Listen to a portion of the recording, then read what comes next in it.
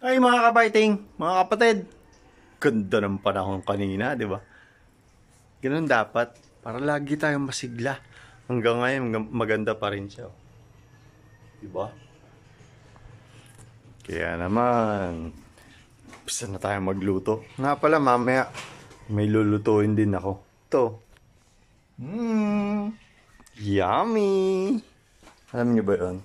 Gagawa ako ng ubi jam mamaya. Hindi halaya, ubi jam. Masarap yun. Nga pala, magluluto tayo ngayon ng adobong sitaw with kangkong at saka tortang alamang. Oh, tama. Igigisa ko muna sila. Yan. Bechik ko, boy na boy pa rin, no? At ito, alam niyo na kung kainin na yan, di ba? Siyempre, hindi yan pwede mawala. So, paano? Mamaya ulit, Nagsala nga pala ako ng pan para sa paggisa nito. Igisa muna natin yung alamang bago natin itorta mamaya. Tapos si Loki nakatitig na. Kasi nakita niya to. Oh. Sige.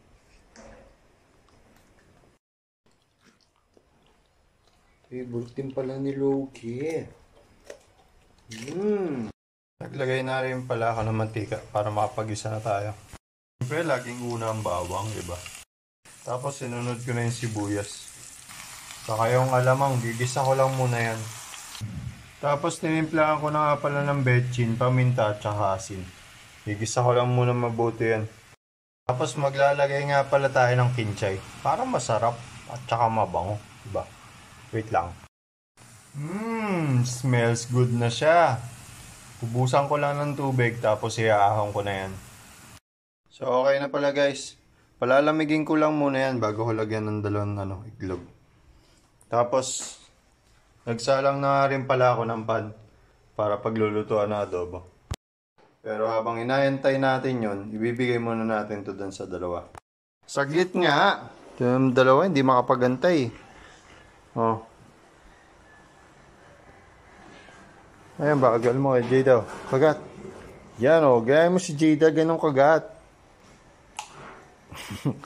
Sige, magagawa kayo.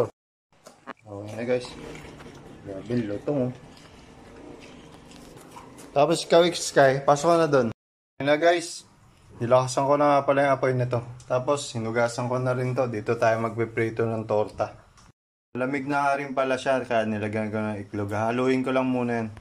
Okay na guys, naglagay na ako ng mantika. Gigisa na tayo. Siyempre, una lagi ang bawang, di ba? Tapos, sinunod ko na rin yung sibuyas at laurel. Gigisa ko lang muna sila. After nun, nilagay ko na rin yung baboy. Sasangkot ko lang muna yan, tapos mamaya titimplahan ko. Okay na guys, tinimplahan ko na ng betchin paminta. Sangkot ko lang ulit. Tapos to, binuksan ko na nga pala kasi anong oras na pala. Para i-prito natin tong torta nating alamang. Pinapa-toasted lang natin yan. Tapos to, nilipat ko para makapag-prito na tayo. Naglagay na nga pala ako ng mantika. Tapos to, mukhang okay na yan. Lalagay ko na to. Okay na guys, tapos tinimplahan ko na rin siya ng toyo suka. Tatakpan ko lang muna yan. Tapos dito, tara na, umpisahan na natin kasi anong oras na talaga. Okay na guys. Tapos to, tatakpan ko na. Binaliktad ko na rin pala siya. Ganon din ang gagawin ko sa mga iba pa. Okay na guys. Pwede ko na isunod to. Kasi paluto na rin naman yan eh. Okay na. Nailagay na natin. Haluin muna natin yan. Tapos nakapagprito na ako ulit ng bago. Meron pa eh. So paano guys? Nakaluto na tayo. You know. Tapos to, iahon ko na lang. You know. Yummy! So, paano? Tara, kain tayo. Hi mga kabiting, mga kapatid. Ngayon naman magluluto tayo kasi alas 4 na eh. Magluluto tayo ng ubi jam. Yan. Ayusin ko lang, dudurugin ko lang muna ito mabuti. Binalatan ko na nga pala yan kanina.